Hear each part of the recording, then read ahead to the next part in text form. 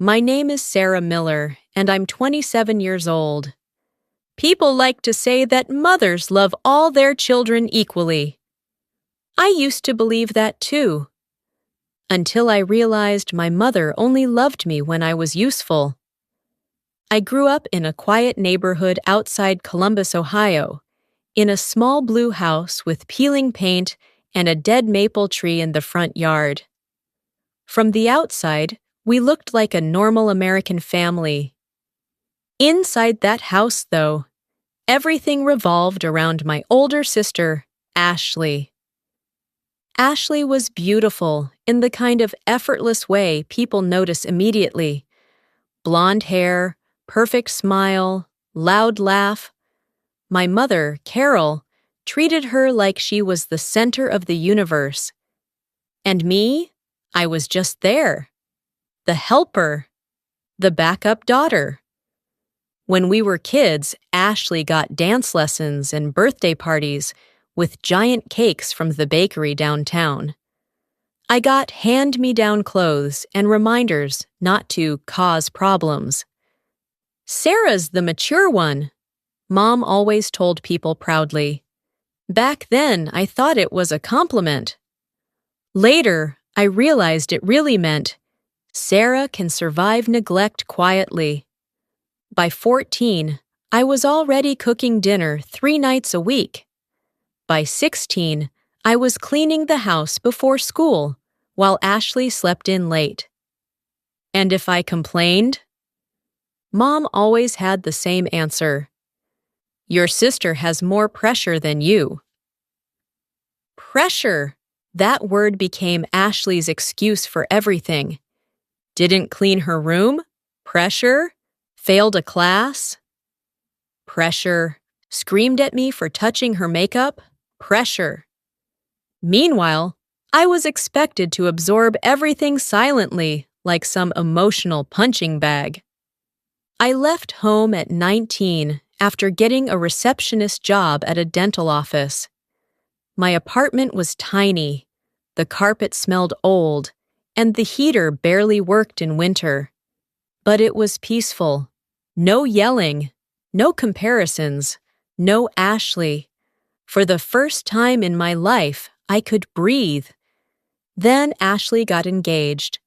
Her fiancé, Brandon Walker, worked in real estate and made good money. Their wedding looked like something from Pinterest. White roses, expensive lights, giant crystal decorations. Mom cried the entire ceremony. My baby girl deserves the perfect life, she kept saying.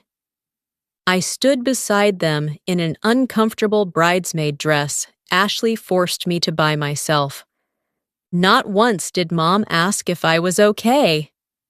3 months after the wedding, Ashley announced she was pregnant. That was the beginning of the end for me. Mom called me almost every day after that. Ashley's exhausted. Ashley needs support. Ashley can't do stress right now. At first, I tried helping normally. I visited after work sometimes. I brought groceries. I helped organize the nursery. But nothing was ever enough. One Sunday evening, Mom invited me over for dinner at Ashley's new house. The place was enormous compared to my apartment. White kitchen cabinets, hardwood floors, fancy furniture nobody was allowed to touch. Ashley sat on the couch scrolling through her phone while I helped Mom carry food into the kitchen. Halfway through dinner, Mom suddenly looked at me carefully. You should move in here for a while, she said. I blinked. What? Ashley didn't even look surprised. She needs help during the pregnancy, Mom continued casually. And honestly, you don't exactly have a busy life. I stared at her. I have a full-time job. Mom shrugged. You're single, no kids, no real responsibilities. The words hit harder than they should have. Ashley finally looked up from her phone and smirked slightly. "It would actually help a lot," she said. "This house is exhausting." I laughed nervously because I thought they had to be joking. They weren't. "You want me to move in and clean your house?" I asked slowly. Mom's face changed immediately. "Why are you making it sound ugly?" "Because that's what it is." Ashley rolled her eyes dramatically. "Oh my God, Sarah, not everything is an attack." I looked around the table, suddenly feeling trapped. "I like my apartment." Mom sighed loudly, like I was the most disappointing daughter alive. "After everything this family has done for you, you can't help your pregnant sister for a few months?" There it was. The guilt. The weapon my mother had used my entire life. And the worst part? A small piece of me still wanted her approval. So instead of saying no, I made the biggest mistake of my life. 2 weeks later, I packed my bags and moved into Ashley's house. I thought I was helping family. I didn't realize I was volunteering to become their servant. The first morning in Ashley's house started at 5:15 a.m. Not because I wanted to wake up early, because my mother slammed on my bedroom door hard enough to shake the walls. "Sarah, get up! Ashley needs breakfast before Brandon leaves for work." I opened my eyes slowly, confused for a second about where I was. Then reality hit me again. I wasn't home anymore. I dragged myself out of the small guest room they gave me. The room barely had space for my suitcase, but Ashley called it more than enough for someone temporary. Downstairs, Ashley sat at the kitchen island wearing silk pajamas while scrolling through TikTok videos on her phone. She didn't even look at me. "Can you make avocado toast?" she asked casually. "And that iced coffee thing I like." "No good morning. No, please." Brandon stood near the counter, fixing his tie for work. He gave me an awkward smile. "Morning, Sarah." At least someone in that house still remembered I was human. I spent the next hour cooking breakfast, washing dishes, wiping counters, and cleaning the living room before leaving for my own job at the dental office. By lunchtime, my feet already hurt. By evening, I was exhausted. But when I came back to the house after work, Ashley handed me a grocery list before I could even sit down. "We're out of almond milk," she said, "and clean the upstairs bathroom. I almost slipped in there earlier." I stared at her. "I just got home." "And?" she replied coldly. Mom walked into the kitchen at the perfect moment. "Sarah, don't start with the attitude." Attitude. That word became their favorite weapon whenever I sounded tired instead of obedient. Days turned into weeks, then weeks turned into months. Slowly, I stopped feeling like a sister. I became staff. Every morning I cleaned floors before work. Every night I cooked dinner, while Ashley complained from the couch about swollen feet and stress. Meanwhile, Mom treated Ashley's pregnancy like she was carrying the President of the United States. "Don't upset your sister." "Pregnancy is difficult." "Ashley needs peace." Apparently, my needs no longer existed.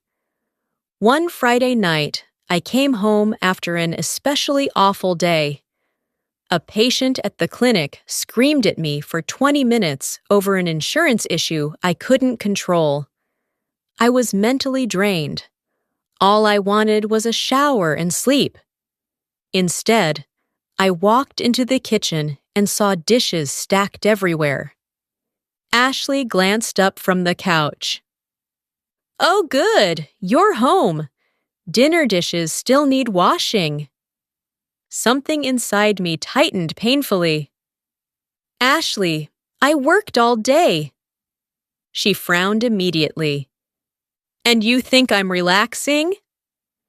You've literally been home watching TV." The room went silent. Dangerous silence. Ashley slowly stood up. "You have no idea how hard pregnancy is." I rubbed my forehead. "I'm just saying I'm tired, too." Before Ashley could respond, Mom appeared from the hallway like she had been waiting for a fight. "What's going on?" Ashley crossed her arms dramatically. "Sarah's complaining again." Mom looked at me with disappointment already written across her face.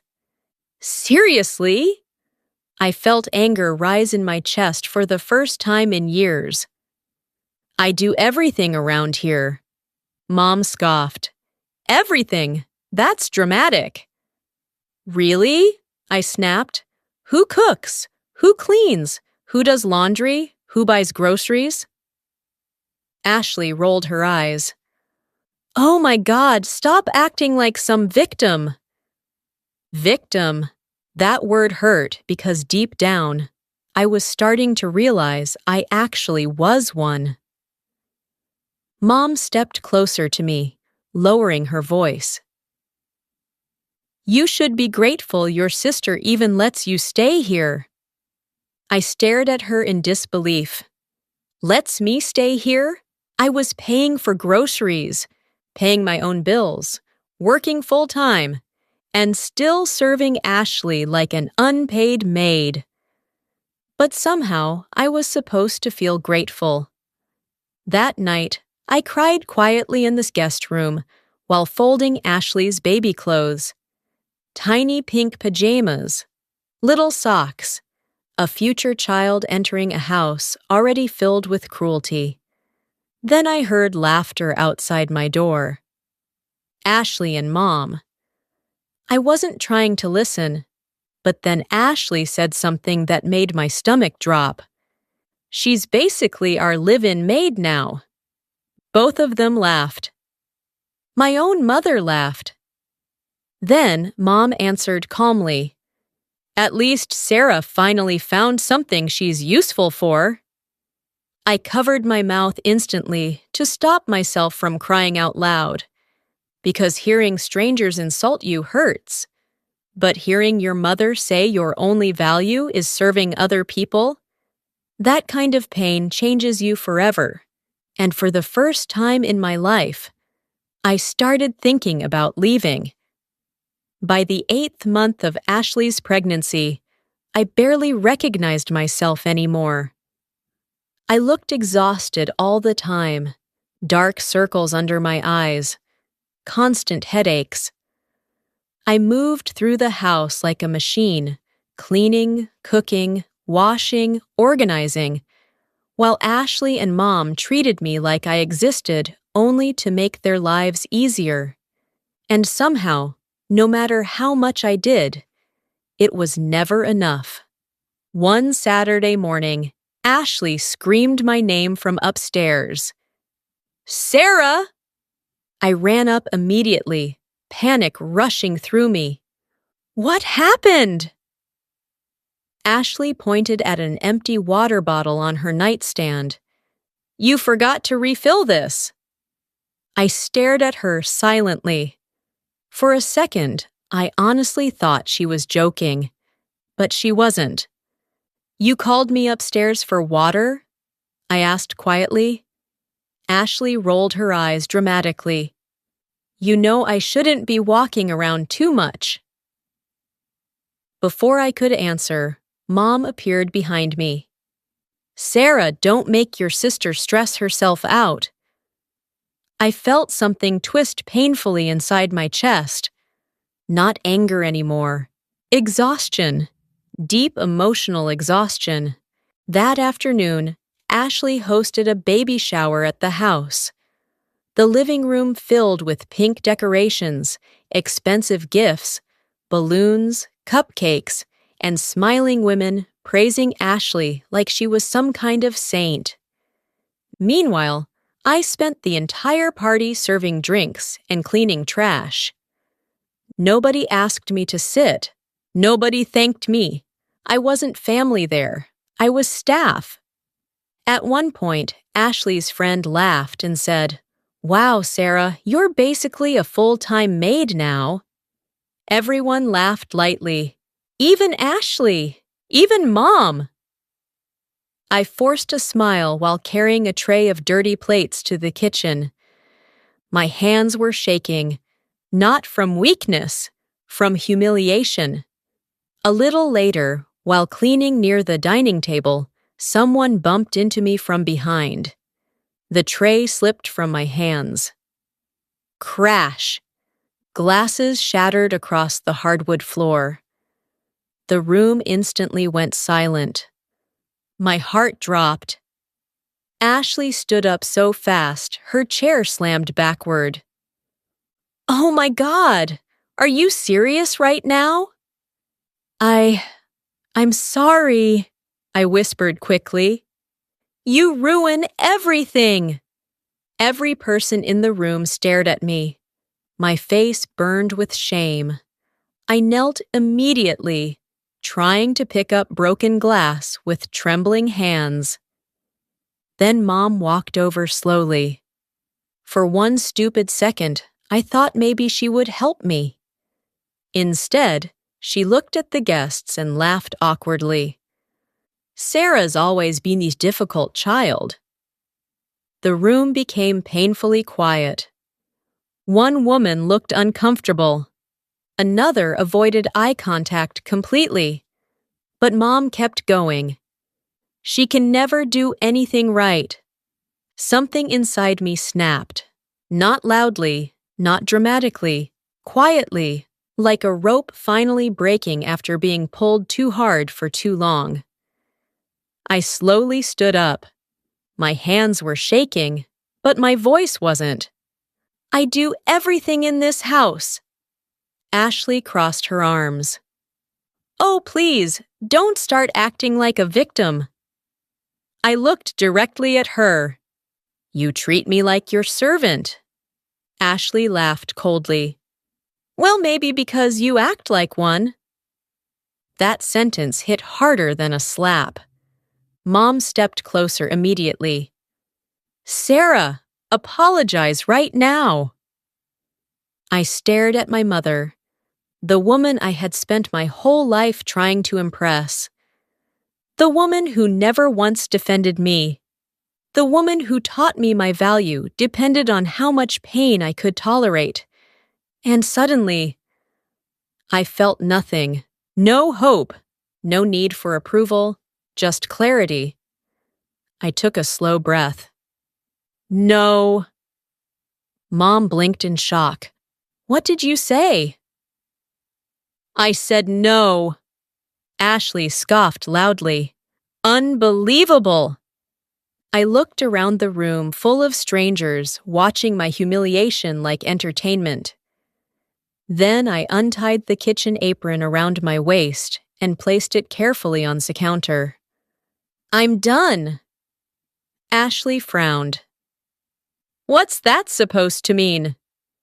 "It means I'm not your maid anymore." Mom's face hardened instantly. "You're embarrassing this family." I laughed bitterly. "No, Mom. You embarrassed me a long time ago." The room went completely silent. Ashley pointed toward the hallway angrily. "If you walk out that door, don't bother coming back." I looked at her for a few seconds. Then I answered softly. "You say that like this place was ever a home." For the first time in years, Ashley had no response. Neither did Mom. I walked upstairs while my heart pounded violently in my chest. My hands shook as I stuffed clothes into my suitcase. I expected someone to stop me. No one did. Not Ashley, not Mom, not even Brandon. And honestly, that hurt the most. 10 minutes later, I carried my bags downstairs. Mom stood near the kitchen with her arms crossed tightly. "You're selfish," she said coldly. I looked at her one final time. "No," I answered quietly. "I'm finally choosing myself." Then I walked out the front door, and even though I was terrified, for the first time in my life, I felt free. The first night after leaving Ashley's house, I slept inside my car in the parking lot of a 24-hour grocery store. I cried so hard my chest hurt, not because I missed them, because I finally understood something painful. I had spent my entire life begging people to love me, who only loved controlling me. Around 3 a.m., my phone started buzzing nonstop. Mom, Ashley, Mom again. I stared at the screen for a long time before finally opening the messages. Ashley, you abandoned me while I'm pregnant. Mom, you embarrassed this family in front of everyone. Ashley, don't expect us to forgive you. Forgive me. That part almost made me laugh. I blocked both numbers. Then I leaned back in the driver's seat and cried quietly until the sun came up. The next few months were hard. Really hard. I rented the cheapest studio apartment I could find near the dental office. The building was old, the walls were thin, and the heater made strange noises at night. But it was mine. Nobody screamed my name from another room. Nobody treated me like a servant. Nobody made me feel guilty for existing. And slowly, I started feeling human again. At first, the silence felt strange. Then it became peaceful. I started cooking meals only when I was hungry instead of feeding everyone else first. I bought candles that smelled like vanilla. I watched movies late at night without someone criticizing me for relaxing. Little things, normal things, things most people take for granted. One evening after work, my coworker Megan invited me to dinner with a few friends. Normally, I would have made excuses and said no. But that night, I went. And for the first time in years, I sat at a table where people actually listened when I spoke. Nobody interrupted me. Nobody mocked me. Nobody treated me like I was invisible. I almost cried driving home. Because when you grow up deprived of kindness, even basic respect feels overwhelming. About 6 months later, Ashley finally gave birth to a baby girl named Emma. I only found out because Brandon contacted me privately. His message surprised me. "Can we talk?" At first, I ignored it, but eventually, curiosity won. We met at a small coffee shop downtown. Brandon looked exhausted. Dark circles under his eyes, wrinkled clothes. The kind of tired that comes from living in constant stress. After a few minutes of awkward silence, he sighed heavily. "You were doing everything in that house." I looked down at my coffee quietly. He rubbed his forehead. "I should have said something earlier." "Yes," I answered honestly. He nodded slowly, like he deserved that. Then he told me something unexpected. After I left, Mom and Ashley started fighting constantly. Without me around to clean and manage everything, the house became chaotic. Ashley expected everyone to serve her the same way I once had. But nobody could keep up with her demands. Not even Mom. Part of me felt sad hearing that, but another part of me finally understood something important. Toxic people eventually destroy each other when they run out of someone kind to sacrifice. Before leaving, Brandon looked at me carefully. "You deserved better than how they treated you." 6 simple words. But honestly, no one in my family had ever said anything like that to me before. I sat in my car afterward and cried again. Not from sadness this time, from healing. A year later, my phone rang unexpectedly while I was watering plants in my apartment kitchen. "Mom." For a second, I considered ignoring it, but I answered. Her voice sounded older somehow, softer. "Sarah," she said quietly, "Ashley needs help with the baby." I closed my eyes slowly. There it was. No apology, no regret. No, "I miss you." Just another request. Another opportunity to use me. The old version of me would have said yes immediately. The girl desperate for approval. The girl trained to believe love had to be earned through suffering. But that girl no longer existed. I looked around my tiny apartment. The warm lights, the peaceful silence, the life I built without them. Then I answered calmly, "No." Mom became quiet.